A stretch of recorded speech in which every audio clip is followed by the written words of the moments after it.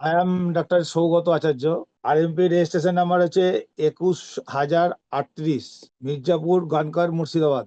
শরীরের ওজন এই দুটোর পার্থক্য হচ্ছে আর্থারাইটিস হচ্ছে এমন একটা আমাদের বস্তু, সেটা হচ্ছে সন্ধিস্থলের ওপর প্রভাব পড়ে এবং ওজনটা শরীরের বৃদ্ধি হয় বলে ওই গাঁটে গাঁটে ব্যথা করে। এটা জন্য আমাদের ওজন কমাতে হবে, খাওয়া দাওয়া কমাতে হবে, একটু হাঁটাচলা করতে হবে, শরীরটাকে যাতে ওজন বৃদ্ধিটা কম হয় সেই জন্য ব্যবস্থা করতে হবে। এবং শরীরের ওজন সন্ধিস্থলে অবক্ষয় ত্বরান্বিত হতে হবে। শরীরের ওজন হাঁটুতে যে নিস্তব্ধতা করে বা পিঠের দিকে নিচের অংশে যে ওজন বৃদ্ধি পায় সেগুলোকে একটু কম করতে হবে।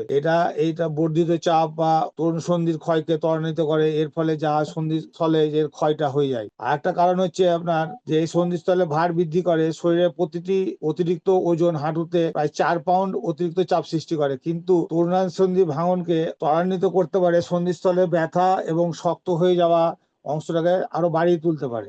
অতিরিক্ত ওজন রোগের অগ্রগতি দ্রুততর করে। অতিরিক্ত ওজন বহন করলে রোগের চিকিৎসার জন্য নির্ধারিত ওষুধ প্রভাব বিলম্বিত হয় আর কি। অবশেষে কি হয়, সন্ধিস্থলগুলি এতটাই ক্ষতিগ্রস্ত হয় যে একমাত্র চিকিৎসা বিকল্প সন্ধিস্থল প্রতিস্থাপন করে অস্ত্রোপচার করা। তার আগে আমাদের ব্যবস্থা করতে হবে যে অতিরিক্ত ওজনটাকে অক্ষম করে, অস্টিওআর্থ্রাইটিস আক্রান্ত সুস্থ এবং ওজনের লোকেদের তুলনায় অস্টিওআর্থ্রাইটিসের আক্রান্ত স্থূলকায় লোকেরা বেশ ওষুধ খান এবং ওষুধ খেলে পরে হাঁটু আস্তে আস্তে ধীরে ধীরে শারীরিকভাবে সক্রিয় কম থাকেন এবং অক্ষমতা বা ঝুঁকিটা বেশি থাকে। আবার এখানে প্রশ্ন জাগে যে শরীরের ওজন কমা কি আর্থ্রাইটিসের লক্ষণগুলো কমাতে পারে?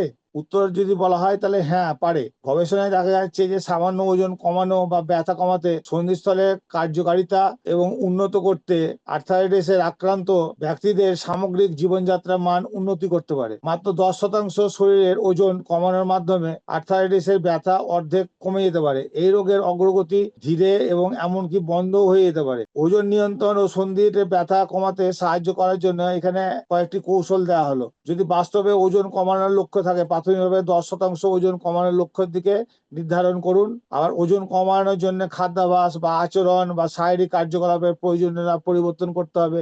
আমাদের খাদ্যাভ্যাসটাকে একটু চেঞ্জ করতে হবে যাতে ওজনটা আমাদের কম হয়। কার্বোহাইড্রেট যুক্ত খাবার কম খেতে হবে, আমাদের সবজি খেতে হবে, প্রোটিন খেতে হবে।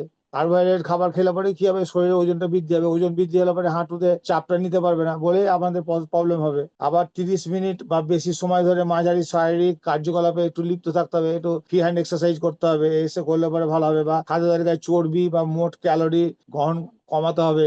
এগুলো করলে পরে অস্টিওআর্থ্রাইটিস অনেকটা রোধ করা যেতে পারে। Thank you.